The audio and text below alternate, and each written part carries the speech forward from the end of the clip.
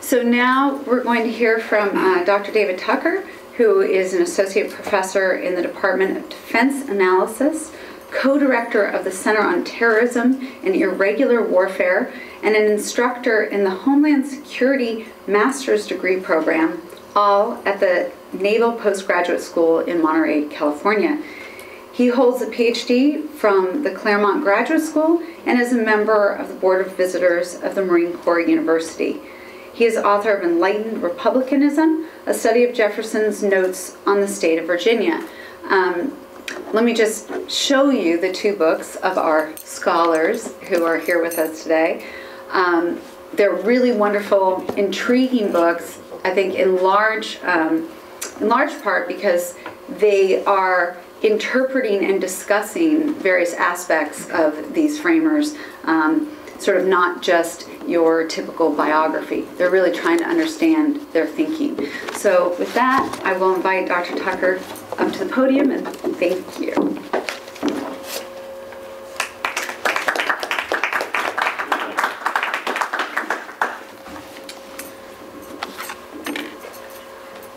I wanted to start joining Steve in thanking the people at the Ryan Center for organizing this and for their hospitality. It's been a very pleasant occasion, which I hope I won't spoil with my remarks. I wanted to start by saying that I have, my interest in Jefferson is not antiquarian.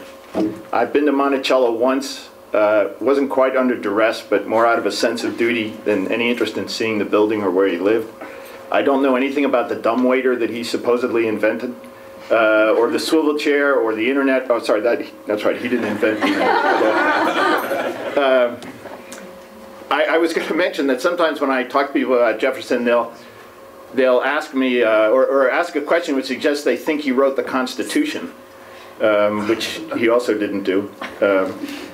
But it is one advantage about speaking about Jefferson that there has been, until recently, I think, a very strong, over the last several decades, reaching back into the, as Steve recounted, into the early 20th century anyway, a presumption in his favor.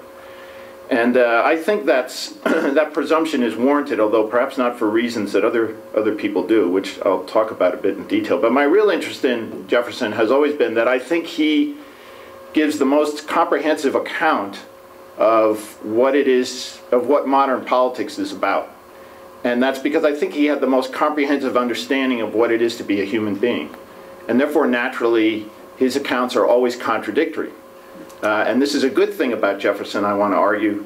And it's part of the reason why I think it's good to go back and think about him. But in order to go back and think about him, there are two things I think you have to keep in mind. One is that you do have to consider the serious objections to him, some of which Steve mentioned, to his thinking and to his politics. But you also have to try to go back beyond what's customarily said of him now. That is to say, almost everybody who talks about Jefferson picks and chooses things he said. And you can get a quote from Jefferson on virtually any side of any issue. So people pick and choose. And I think this is, it's unfair to Jefferson. And actually, if you really want to understand him, you need to go back to the way he thought about things, or that is to say, how he saw things. What did the world look like to him during his lifetime? And this really, I think, is the key to understanding Jefferson. And more particularly, I think you have to go back to that conflict with Hamilton. And that's what I will I will do in more detail. But before you do that, I think you have to acknowledge these criticisms that have been made of Jefferson. Steve mentioned some of them, and I'll add to them a little bit. Steve mentioned there's one presumption, I think, which works against a day like this in general, which is the notion that somehow progress means that we don't need to look to the past at all. We should be just focused on the future. And if this idea has eroded Jefferson's reputation, you could say that's just desserts, because one of the key things that Jefferson always argued, in fact, was that we shouldn't be bound by the dead hand of the past. And so that, in a certain sense, there'd be justice in thinking that if it's the case that that's affected our opinion of him. But there's another view, which is that, in fact, this whole notion of progress is bogus, and in fact, any reliance on notions of progress, or any reliance on a notion that reason has something to do with human affairs, is itself bogus, and that reason is somehow a tyrant or responsible for tyranny in some way. This is very foreign to Jefferson, but it affects him insofar as that I think of all the founders, Jefferson is the one most identified with talk of reason and the importance of reason in human affairs. So if you're one of those people who distrusts reason, and there are more and more of those around, then you'll be somebody who will distrust Jefferson. Another criticism of Jefferson, this is made by two prominent historians of the 1790s, Stanley Elkins and Eric McKittrick, is that in their view he was they use the phrase he was both utopian and something of a gadgeteer. And their objection to him really is that he was very committed to his principles, to his ideas. So committed to them that he couldn't, in a certain way, he couldn't bend when he needed to bend. And on the other hand, he was not sufficiently committed to carrying through his reforms, which meant that in many respects he was in a certain way a kind of bystander on these critical events that occurred in the 1790s. I think that's a misunderstanding of him, a kind of complete misunderstanding of him, actually. But there is something in this notion that if you think about this, and Steve mentioned this, you have Hamilton, who really created the federal government, Madison, who created the Constitution, Adams, who really, I think you can argue, was the father of the Revolution in important ways, and then there's Jefferson, who, sipping his wine, enjoying his fine French food, somehow gets credit for all of that. This is really annoying to people who don't like Jefferson, and I understand that. Another criticism of Jefferson, kind of the contrary of the criticism of these historians, is that Jefferson was way too committed to his principles and way too ruthless in imposing them on American life. This is the criticism of Connor Cruz O'Brien, who in fact refers to Jefferson as a ruthless prophet. And O'Brien's key point, this is in his book on Jefferson and the French Revolution, his key point is that the revolution was, he even goes so far to say at one point that the French Revolution, and interpretations of that and support for it or criticism of it, that was the key difference between Hamilton and Jefferson. Again, I think that's not true. It was really a symptom of their differences. But O'Brien looks at, this is the criticism, these phrases that Jefferson is, again, I guess depending on your view of revolution, Jefferson has criticized these, the tree of liberty must be manured by the blood of its martyrs. I like a little revolution now and again. It's like a summer storm. It clears the air. You could maybe excuse those things when the French Revolution started, but there's no evidence, which O'Brien points out. In fact, he points out all the evidence that shows that even during the Terror, Jefferson was unmoved in his support of the revolution. And you can say, well, gee, there was a lag, he didn't really understand. But I think he did, actually, understand the amount of blood that was being shed. And O'Brien makes a great deal of this letter that Jefferson wrote to his former assistant in France, saying, if all the world were reduced to Adam and Eve, as long as they're free, it's worth it. So that's quite an amount of bloodshed in the name of liberty. And I think you have to acknowledge that there's this period in Jefferson's life where, in fact, he made statements like that. And I can understand why people who were less optimistic about the course of history might be disturbed by someone preaching, in effect, arguing that or could be understood to be arguing that we should import the terror of the French Revolution into the United States.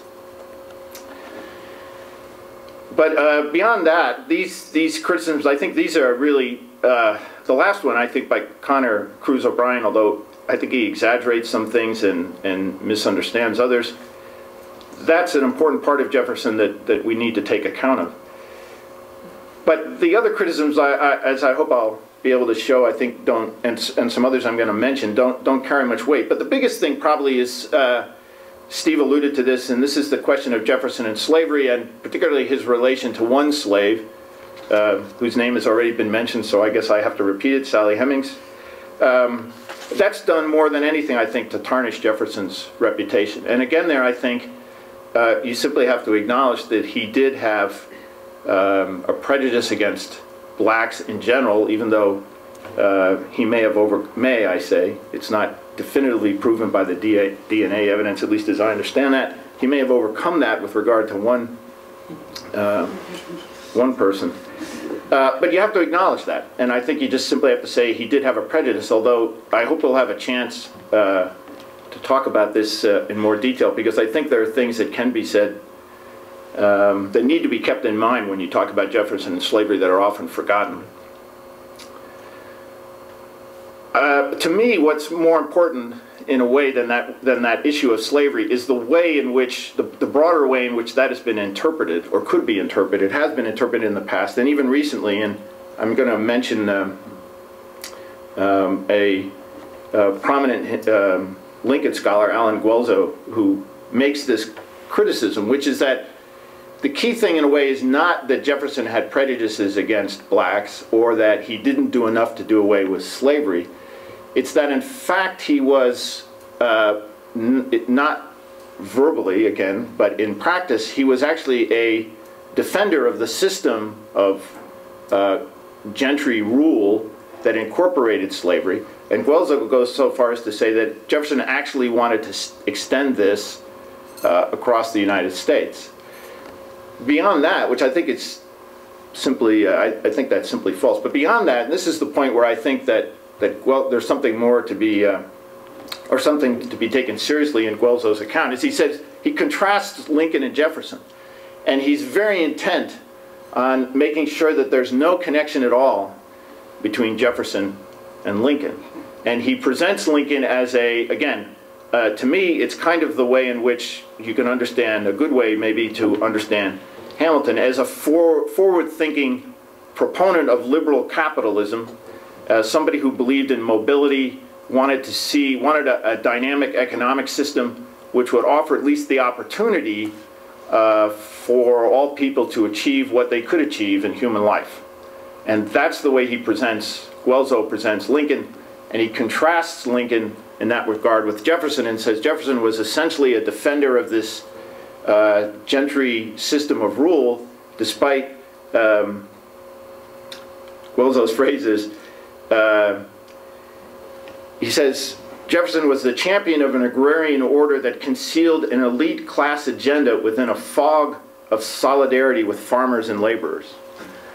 I think that's again, I think there's some truth to this, or there's something you have to take seriously here, although what I hope will show that is in fact there is a very close connection between Jefferson and Lincoln, precisely on the points that Guelzo raises with regard to this notion of opportunity, and that Jefferson is in fact a really thoroughgoing enemy of the system that he grew up in and actually pushed him to prominence, first in Virginia and then ultimately in the United States.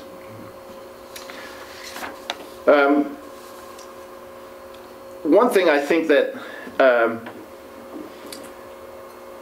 Guelzo's account brings up again is this connection of Jefferson to slavery and these issues, and not very far removed from the accounts of Sally Hemings. That is to say, there's a way in which Guelzo suggests, if not Jefferson personally, then people like him, these gentry, really wanted to insist on the preservation of this system largely because they wanted to continue to have access to their female slaves. That's the sort of thing I think a gross, with regard to Jefferson, if not some others, with regard to Jefferson, I think that's a misunderstanding, an exaggeration, and even close to a slander. But it does bring us a step closer to the 1790s because, as Steve pointed out, things like that were commonly said of Jefferson. The political rhetoric around the 1800 election, actually it was 1802 when Callender first published this accusation, but it was spoken of before that. It was a rumor before that, and those are the kinds of things that were said publicly about Jefferson, among other things said publicly about Jefferson. But to me, the key point, again, is that if the only reason to take Jefferson seriously is because despite all these bad things that are said about him, some of which I think have some justification, he still is the best, offers the best insight into understanding who we are, who Americans are, what the United States is. And that's what I want to try to talk about now. And I want to do that again by talking about the conflict with Hamilton and do that in two ways. First, to talk about differences of interpretation over the Constitution.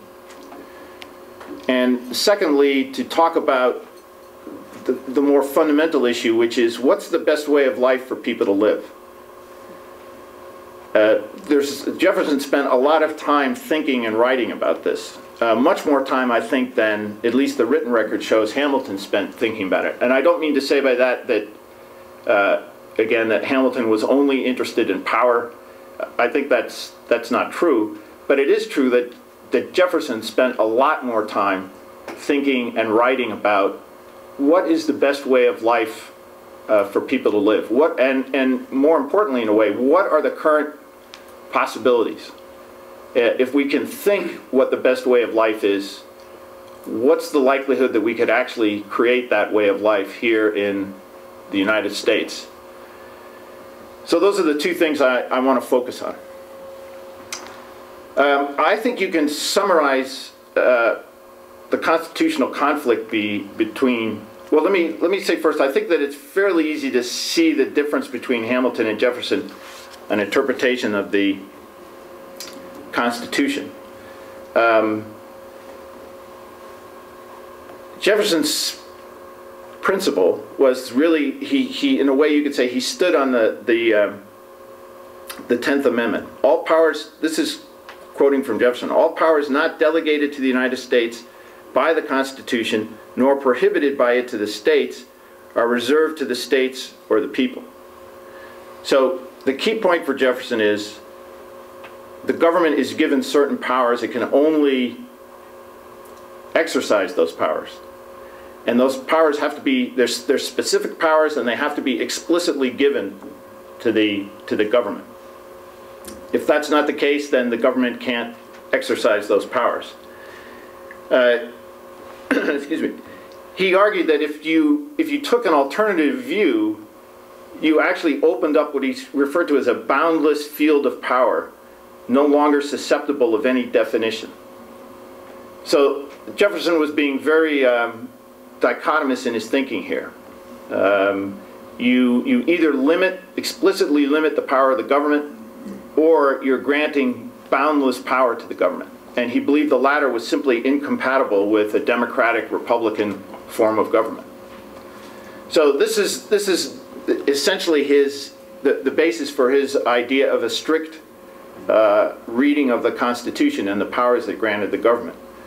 I think it's also possible to state pretty simply what Hamilton's principle of constitutional interpretation was, and I'm quoting from his opinion on the constitutionality of the National Bank.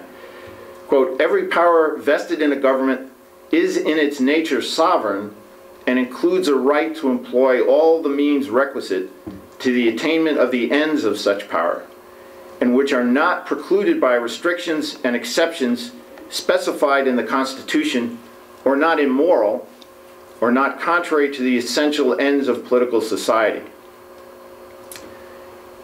And Hamilton added that this principle of constitutional interpretation was, quote, "essential to every step of the progress to be made by the United States. So I think you could summarize the difference between Jefferson and Hamilton on constitutional interpretation by saying that for Jefferson, a government should have only those powers explicitly and specifically granted to it, while for Hamilton, the government had every power not explicitly and specifically denied to it. I think there's some truth there, but I think also in fairness to Hamilton, you need to recognize that he did see limitations in the exercise of federal power. One was the sovereign power of the states, which, as far as I know, he never denied.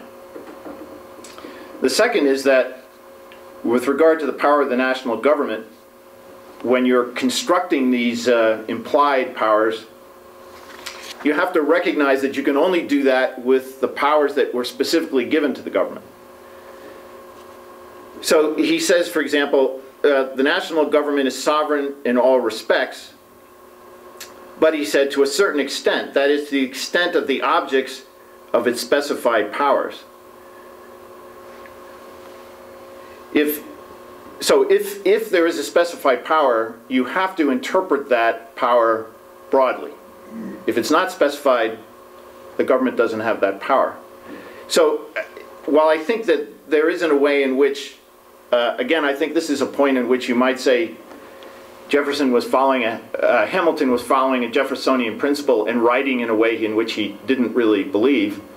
I think that at least in the written record with regard to the opinion on the constitutionality of the bank, he did try to limit what you could understand as being interpretation of implied powers, but it's still much broader, I think, than Jefferson's.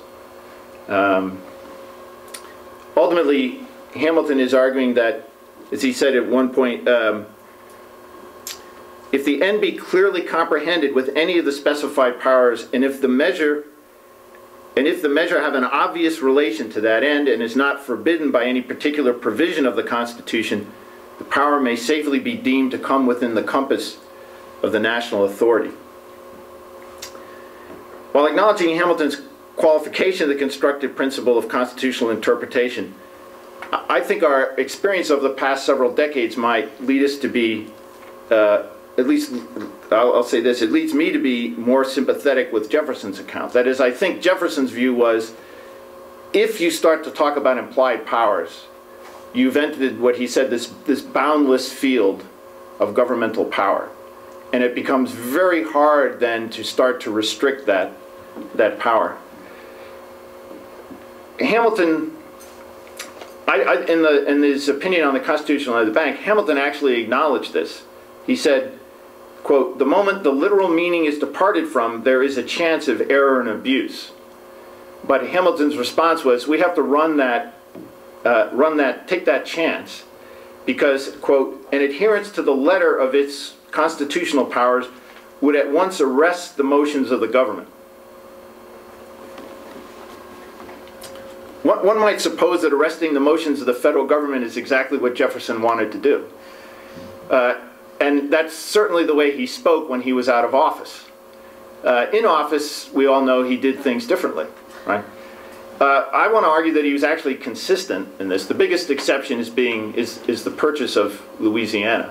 And if you think about it, as Jefferson readily admitted, the Constitution did not give him the explicit power to buy territory and to incorporate it into the United States.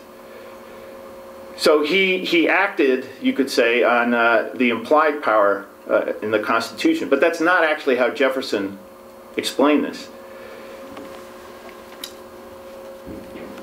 His point was that, or the way he understood this was, the purchase of Louisiana was actually unconstitutional, and I could be impeached for having done it. And the only thing I can do is plead the necessity of the act and hope that, on the one hand, there might be a constitutional amendment to legitimate what I did, or that the House of Representatives and the Senate will approve the act. But he acknowledged that it was unconstitutional. And some of his supporters wrote and said, well, look, why don't we, as Steve would say, why don't we spin it this way? And Jefferson said, no. if you do that, then implicitly you're telling people that the government has unlimited power, and we can't do that. We Republicans can't do that. We have to acknowledge that it was unconstitutional. But as he said many years later, the way he put it was, there's a law higher than the written law, and necessity, and I mean, it's worth thinking what he meant by necessity, but necessity is that higher law. And if we hadn't purchased Louisiana, the French would control the mouth of the Mississippi River. That would have caused terrible consequences for the United States. In fact, Jefferson thought it was so bad that and this is really unbelievable, he argued that if I hadn't done that, we ultimately would have been compelled to form an alliance with Great Britain.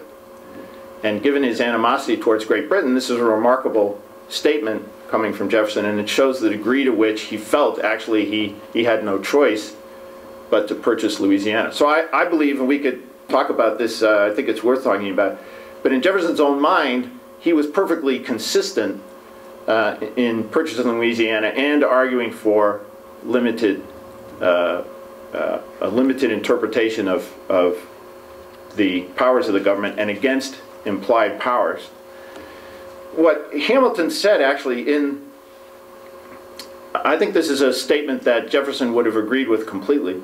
Hamilton at one point said, "The means by which national exigencies are to be provided for, national inconveniences obviated, national prosperity promoted, are of such infinite variety, extent, and complexity that there must of necessity be great latitude of discretion in the selection and application of those means." I believe that Jefferson would have agreed with that statement. But he wouldn't have given up the point of the principle of strict construction, again, because of the implications for assumptions people make about the power of the government. When you're talking about this issue, I think there's a couple of things that, and coming to some judgment of what Jefferson did in that particular case, there's a couple of things that need to be kept in mind. First, Jefferson did admit that it was unconstitutional, and he refused to accept any spin that would try to turn it into something else. And secondly, he generally understood the kind of sentiment that Hamilton expressed there about the variability of human affairs requiring that there be some principle of discretion in the government somewhere. He generally restricted that to, at least he was inclined to restrict that to more extreme occasions, and generally to foreign affairs, not to domestic issues. And I think in both those, in the latter two cases, that distinguishes him from Hamilton, whom I believe saw this as implied powers as operating both in foreign and domestic affairs and in the ordinary operation of government, rather than just in crises or extreme moments. But again, one key point I think here between Jefferson and Hamilton is this agreement that there has to be some element of discretion or prudence in the government. Human affairs simply demand that. It's interesting to me that if you compare the Constitution, Jefferson wrote, as far as I know, wrote two constitutions, both for Virginia, one before he was governor and one after he was governor. And one key difference, there are a number of differences, but one key difference is that after he had been governor, which I think every Jeffersonian, every Jefferson scholar acknowledges was probably not the high point of his career, but in defense of him, it's often said that if you look at the powers of the governor of Virginia, they were very weak. Others argue that Jefferson did nothing to change that, but it's interesting to me that after he had that experience in Revolutionary War, and Virginia was invaded while he was the governor, in the second Constitution he wrote, when he came to describe the executive, he said, "We give him those powers only which are necessary to execute the laws and administer the government, and which are not in their nature either legislative or judiciary. The application of this idea must be left to reason." If you look actually at what Jefferson, I think a somewhat incompletely mined. If there's any part of Jefferson's career, one part that hasn't been dug through sufficiently is his tenure as governor. Because I think he learned a lot there, and if anything, it made him more Hamiltonian in understanding the necessities of government. He did things as governor that I think many people who see Jefferson as an idealist would be surprised to hear that he did. Again, but his argument was under compulsion, internal war. I mean, we were being invaded, but he gave advice to people who were not thoroughly supportive of the revolutionary cause that they should be seized at night. He was happy to confiscate property. I mean, he acknowledged that the script people were given, you know, this paper money was probably going to be worthless. But those things, again, necessity, he argued, compelled that. And I think he came to really believe that, while at the same time wanting to maintain a strict interpretation, an understanding of strict constitutional interpretation, because again, he saw that the alternative to that was a boundless field of power that the government would enter into. I think, you know, if this afternoon or when we discuss my remarks when I close, it's worth coming back and thinking about this, especially on Constitution Day, given our own current constitutional practices. But for me, the key point here, and this is where I think you really get down to the difference, the really critical stuff, the real important difference between Hamilton and Jefferson, I think is not this issue of constitutional interpretation as such, although I think there are important differences there, but the notion that they both accepted that there had to be some principle of discretion in the government. There had to be some power that could act outside the law, not necessarily against the law. Ultimately, it had to act in support of the law, but had to be able to do things that the law hadn't previously taken account of. And the key issue there is making those decisions based on some judgment about what's good for the people of Virginia during the Revolution, or the people of America, of the United States when you're the president. So inherently, there is in this notion of discretion an implied understanding of what's the good that we're trying to achieve. And here I think this is the real contrast between Jefferson and Hamilton, and that's what I would like to focus on next. What's this difference that they understood? I think there was a clear difference in their understanding of what was the best life that Americans could lead, and what were the chances that that life might actually be established in this territory that the former colonists now possessed.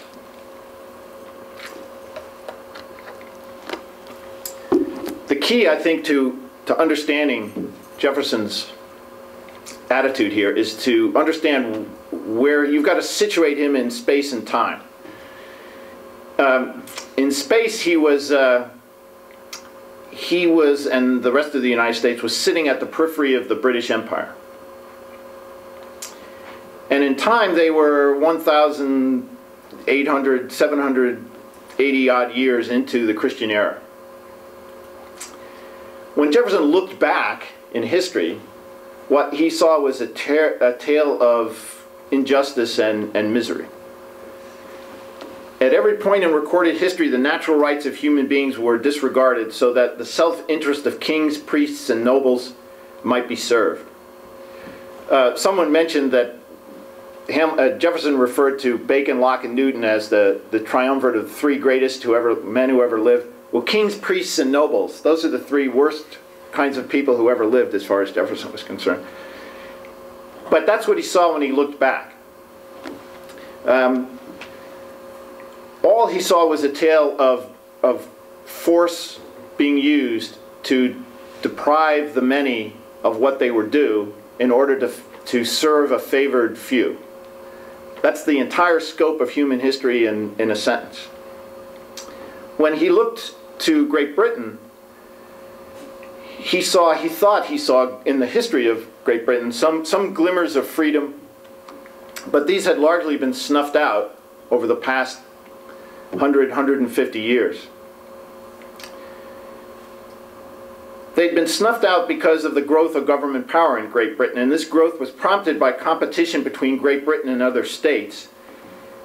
The wars, particularly with France, that led Great Britain to develop a system of government, a system of revenue gathering, that increased the power of the British state. Again, Jefferson thought at the expense of the mass of British subjects. As Britain's liberal capitalist system developed, the British government used its power of the purse to favor certain individuals and corporations, in effect buying their support by selling them its debt incurred because of the military campaigns against the French and others. So the system that the British developed, and it's not because somebody like Hamilton, there are some figures like Hamilton in British history in this regard, but it developed more as a response to this geopolitical necessity, which was how do we compete with France? Larger population, bigger territory, centrally located. We're just a little island nation. How do we compete? And what the British did was develop a financial system that really has come to characterize the whole modern world. And that financial system, various details to it, but the critical thing was you take the debt and you specify that certain taxes will be used to pay the interest on the debt. Not the principal, but the interest. And you get wealthy people to fund that debt, to buy that debt in return for those steady interest payments.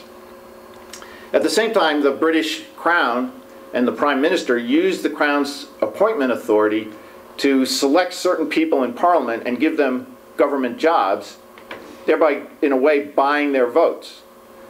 So there had been this chance, because of the common law tradition, which Jefferson respected, that there would develop in Great Britain a system of free government.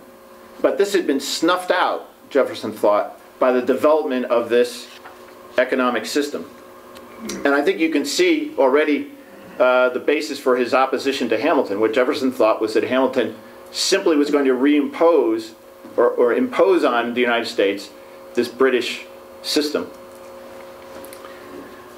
When Jefferson looked at history, he saw that he believed that there were very, very limited opportunities. There had been sort of one maybe perhaps in Great Britain, but really the United States was unique.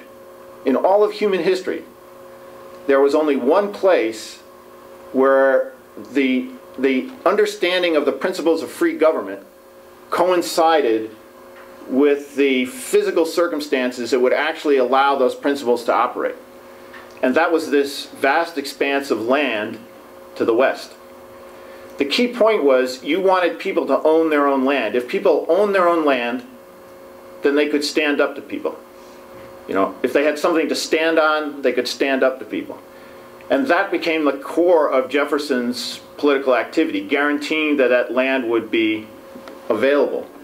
When he was in the Continental Congress, he proposed law that would have incorporated those territories into the United States, and after 1800 have excluded slavery, I want to point out. That law wasn't passed, but elements of it and those essential ideas did ultimately take effect through the Northwest Ordinance. So Jefferson's commitment to farming, it's not because he had read a lot of romantic poetry about shepherds, and he sometimes talked that way, about that way. It's actually a very cold calculation of what you need to do to have free government. And you have to have people who own their own land, because that's the only way they will have the authority to stand up for themselves. So that's the key issue. If you think about people who are paid a wage for a living, they are essentially subordinate to the person who pays that wage. In that sense, they're not really free. I think Jefferson believed beyond that. That was his opposition to manufacturing. Beyond that, I think Jefferson believed that anybody who was caught up in this British system of credit, of depending for their living on interest payments and that sort of thing, was really not free in a fundamental sense.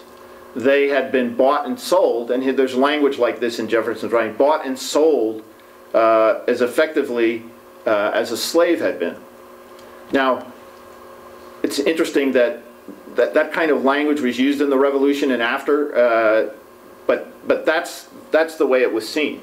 And any system of government that tried to promote that British system, which is essentially what Hamilton did, any effort like that was, for Jefferson, an attack on the possibility, for the first time in human history, that you could have a government actually based on principles of the true understanding of freedom and equality.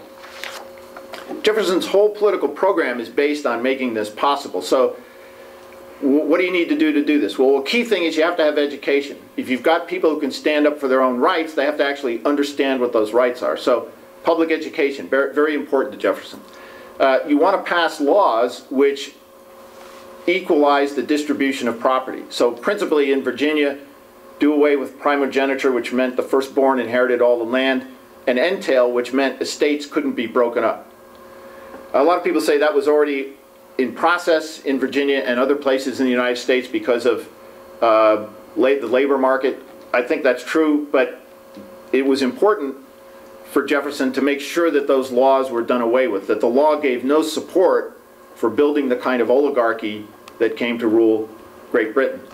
Freedom of religion, also critically important. If you're going to attack kings, priests, and nobles, you have to attack the basis of clerical authority, which is, in Jefferson's view, was the establishment of a church. So really important if you're going to do away with aristocracy and allow people to be free to have freedom of religion. Those three key elements, those are the three key elements of Jefferson's system. Along with that, you want a government of limited powers. If the government is powerful, the people are not.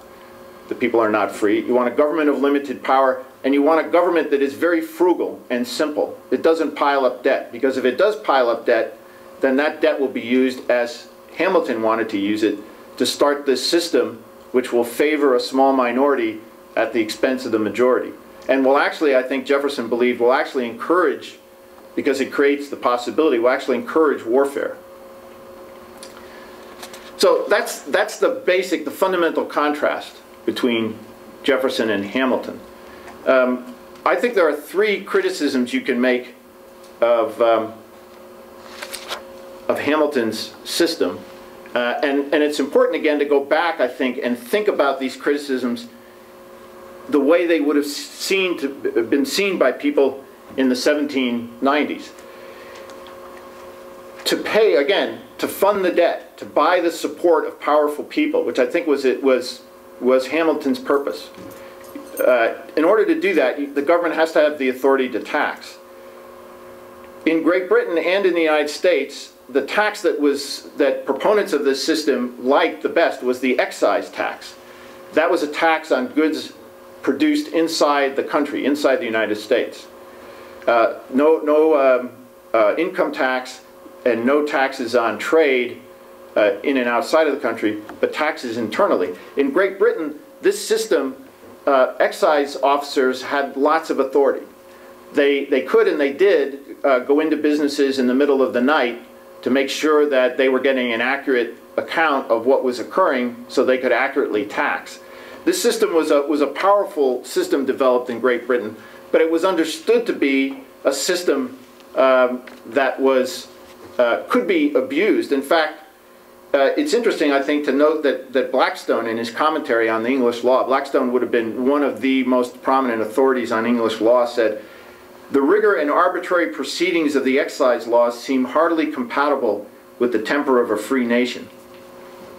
They were intrusive, they were arbitrary, no trial by jury. If you break the excise laws, regulations, you're tried by excise administrators." The system was seen as, even by people, by Blackstone, I think, again, as it raised a question about whether it was actually compatible with a government of free people. The taxation was also regressive. So a British near contemporary of Hamilton said, by taking from the rich, we only diminish their luxury, but by taking from the poor, we increase their misery. So that was a criticism of the excise. So this is the tax that Hamilton's system relied on. Given that background, it seems to be shouldn't be a surprise that Jefferson and other people objected to it. Second, the system that the British developed supported oligarchy. Here's probably the most, I think the most interesting account of this is a book called, interestingly called The Sinews of Power, by a historian who looks at the development of that system. And he says here, the competition to hold a large part of the public debt is not difficult to explain. The acquisition of substantial public funds guaranteed their holder regular income in the form of tax revenues assigned to serve the national debt. This security, in turn, conferred enormous power in the private money market. Backed by the large sums of money which made up public finance, an incorporated creditor could also dominate private borrowing. The prospect of financial hegemony in both the public and private spheres was the glittering prospect offered by corporate dominance of the public debt. Again, that's the British and Hamilton hoped, the Hamiltonian system. Two historians of the British Empire, in talking about how this system allowed the British to become the single most powerful nation in the world, said that of Great Britain, as the 18th century witnessed the consolidation of large estates and their perpetuation through the male line, so it saw the growth of a merchant oligarchy and its, quote, entailment, unquote, through commercial dynasties. So for the same reason that Jefferson was opposed to the accumulation of large landed estates in the United States, so was he opposed to Hamilton's system, which would have done in a very modern way exactly what this tradition of large landholding, large estates would have done. It would have produced a socioeconomic system incompatible with democratic Republican government. Finally, let me mention what I think is, Steve alluded to this, but as well. I think there's really a difference. When you look at this system as it fully developed in Great Britain, you do have to ask yourself what purpose it served. That is to say, it's sometimes difficult to see, like, I guess you could put it this way. British commerce was meant to increase British war power, and British war power was ultimately in the service of increasing British commerce. So you get the sense, you could say, that the British system was a gigantic shark trolling through the international waters, constantly moving, constantly looking for the next victim to swallow. And if it didn't do that, it would die or it would be swallowed by somebody else. So the question for, I think, a good question for the Hamiltonians and the Hamiltonian system is, was Hamilton's system anything more than a self-replicating engine of acquisition? I think that's not, again, not entirely fair to Hamilton, but I think it's a serious weakness of the Hamiltonian account. On the other hand, Jefferson's point, one of his points, was that if you don't have a system designed to build national greatness in terms of acquisition of territory, military might, you can have a national system devoted to what came to be called internal improvements. And you really see this in Jefferson's educational writings. This is a subject in which, as far as I know, Hamilton had very little to say, and I think it's a serious deficiency in Hamilton's account of human being as well as of government. But let me just quote one passage from Jefferson's writing about when he was talking about the University of Virginia. If I can find that quickly. It's my favorite, one of my favorite Jefferson quotes. So I should know it by heart, but I don't actually. So if I don't find it here in a minute, I'll pass on. Sorry. The point he makes in the educational system, there's two components to it. One is everybody gets a certain amount of education. But then when he spoke about the University of Virginia, what he said was, ultimately, most generally, the University of Virginia is designed to make people, to train them in habits of reflection and make them realize that the sources of happiness are within themselves. So again, you can pass this off as high-flown Jeffersonian rhetoric. It certainly is. That writing, it's sometimes referred to as the Rockfish Gap Report. not necessarily a pretty name for a beautiful document, but I think it expresses really a kind of comprehensive view of what human beings are and what human beings need to be happy. And that, I think, ultimately, again, I would say, is the fundamental difference between Jefferson and Hamilton. And if Jefferson has any relevance, it's because he understood that and articulated it in a way I think that no other American statesman ever has. And that's his, ultimately, despite all the other things that can be said about him, that's his greatest legacy and his greatest claim to our attention. Thank you.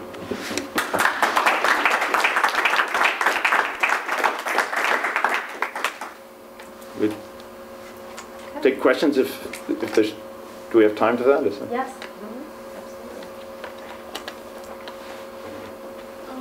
Do you think, when you kind of talk about how Jefferson and Hamilton have like different interpretations of the Constitution, do you think that was partly because they saw like it as having different sources of legitimacy, and that like Jefferson might have seen it kind of like in light of the Declaration of Independence or the Constitution for the sake of the Declaration? Would you think Hamilton would have said something like different, like, well, the Constitution for the sake of the laws and the construction of government? Do you think that was like maybe part of where their differences come from? I think it really comes down to what they meant by national greatness, I guess you could say. And I think Hamilton had a very, I would say, very conventional view of that, of national greatness. And I'm not dismissing that. I'm not saying he's entirely wrong in that. I think Jefferson had an unusual, for a statesman, somebody involved in politics for as long as he was, he had an unusual view of what national greatness meant. And sometimes he's somebody like Guelzo, for example, will in effect accuse him of encouraging sloth. See? And a nicer name for sloth is leisure. It's hard to see in the Hamiltonian world. If you look at Hamilton himself, you know, it's, I mentioned to Steve, his Hamilton book is very thick. My Jefferson book is very thin. Hamilton loved to, I mean, it's incredible workload the man carried.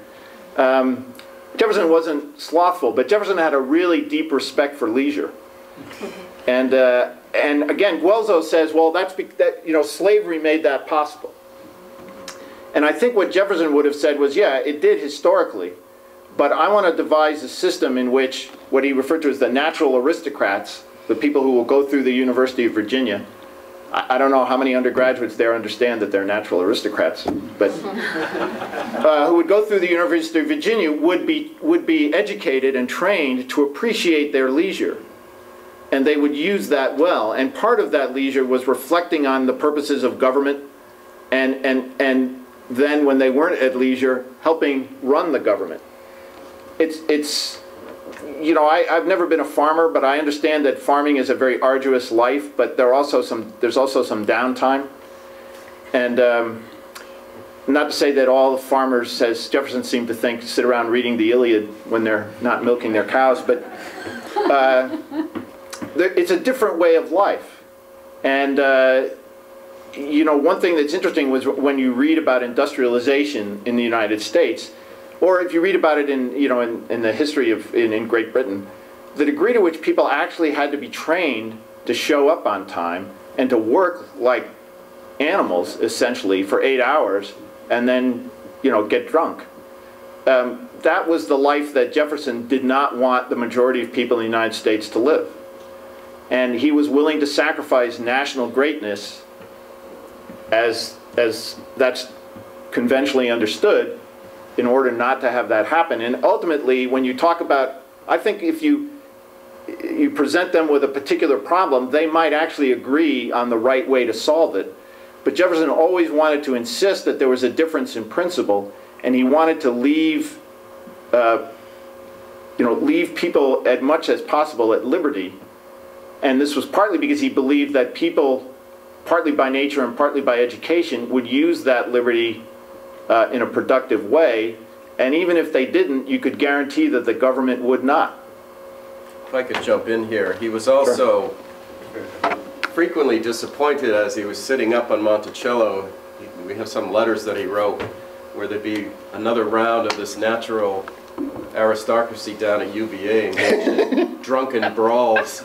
And, you know, he'd be writing about how disappointed he was that these students were just not taking advantage of this. It's sort of a classic case of his ideals confronting reality. It's true. It's true. Yes, you mentioned how Jefferson had executive experience as a governor, and that may have shaped how he decided to make choices as president. Would you comment on the differences Hamilton and Jefferson had regarding the role of presidency in driving government? Hamilton, famous for talking about executive as the source of energy in government, and certainly took on the role as Treasury Secretary in that way. So do you see a distinct difference just within the relationship of the three branches and how they do things? Yeah, I mean, with regard to, again, if you look at the detail, Steve made this point, and I think there's a lot of truth to it, that you can argue that Jefferson was a Hamiltonian president. I mean, he believed the president had powers and should exercise those powers, and he didn't hesitate to do that. I mean, in the sense of, if he hesitated, it was because he wasn't quite sure what to do, rather than because he thought whether he should do something or not. But again, I think the difference may be that Jefferson saw the presidency. The example, again, if you go back to the Louisiana Purchase, what some people would say, I think, is that, and I tend to agree with it, that Jefferson thought the president could appeal to the people in a way in which I think the Federalists would have been concerned about. And I'm not saying that Jefferson did this or thought of the presidency in this way to the degree that later presidents did, but I think that you can see in that, in the way he talked about the Louisiana Purchase, some of that developing already. That the president has a direct connection with the American people, and ultimately that was a distinction with the Federalists.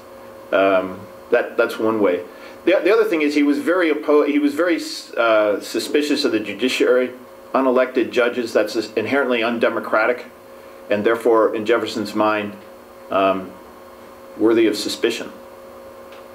And again, in that way, I think he disagreed with the Federalists generally, or people who wanted to see the judiciary as a bulwark. I think he saw it as a threat to liberty rather than a defender of liberty.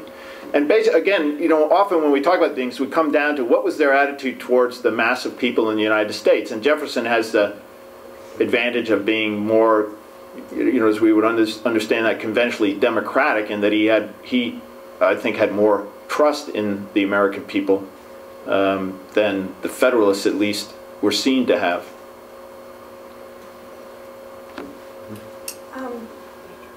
People can be divided into strengths like words and numbers, and I see Alexander Hamilton as a strong number person, not just with money, but the concepts that he had. But Jefferson, you know, with the Declaration of Independence, he was totally words and inspirational, and even though he had concrete things he did, that, to me, that's what he represents. Yeah, I think that Steve alluded to this, and I think it's true that in the, you know, if you wanted to set out to figure out what's the life that's most likely to give you immortality, it's probably a life of writing rather than a life of constitutional or of you know, government, you know, bureaucratic activity. Immortal words seem to carry longer than, you know, immortal deeds are immortal because somebody captures them in words. So that's an advantage that Jefferson has over Hamilton.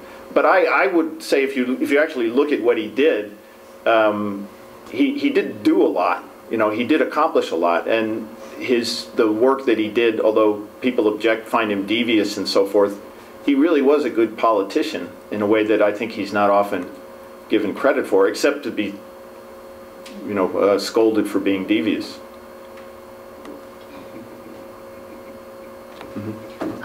Well, I guess what I'm sort of interested in is that you describe him as sort of really understanding sort of the fullness of human nature and the contradictory aspects of human nature. And yet, and maybe you could talk a little bit about this in terms of the head and the heart letter.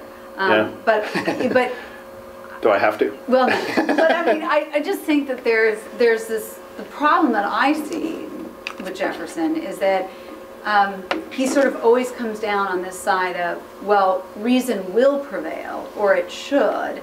And certainly Hamilton has, you know, his opposite statement where he says men are reasoning rather than reasonable. And I think there's a really interesting tension in that notion of head and heart and these two men.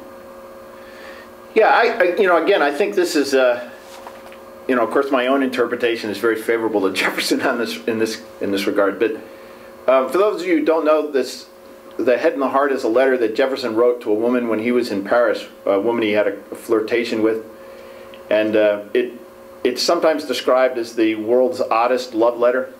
And I mean, I guess I don't know enough about love letters to want to know whether that's true or not, but it seems to me it probably could qualify. It's very odd. His head and his heart debate whether it was a good thing to have kind of gotten attached to this woman. And interestingly, the heart, well, it's it's an interesting letter for sure. But I guess what I would say is that another example of this may not seem to have much connection, but I think it does.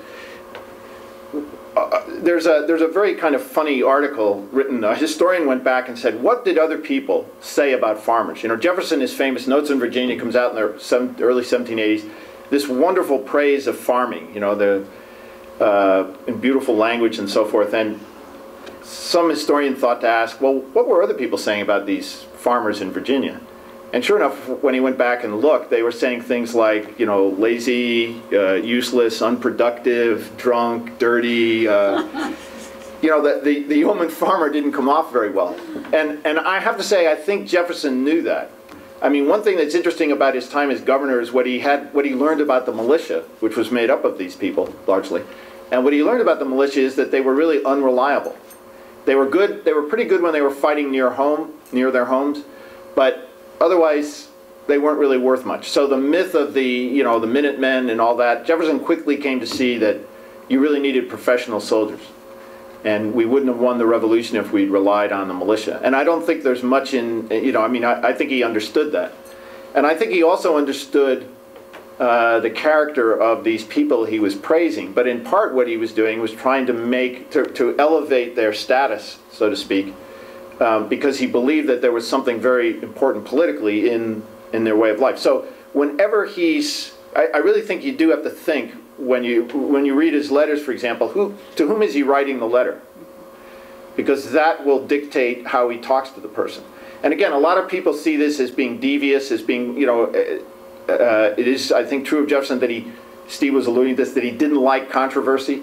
And he tended to agree with people, even though you can tell if you read the letter that he really didn't in a way. So I think you always have to be careful with Jefferson about that. I see that as Jefferson's part of his brilliance as a politician. And I think that explains a large part of his success. I don't think it ultimately undermines, at least for me, it doesn't ultimately undermine his achievement. I don't know if I really answered your question fully or even partly, but That's okay. We can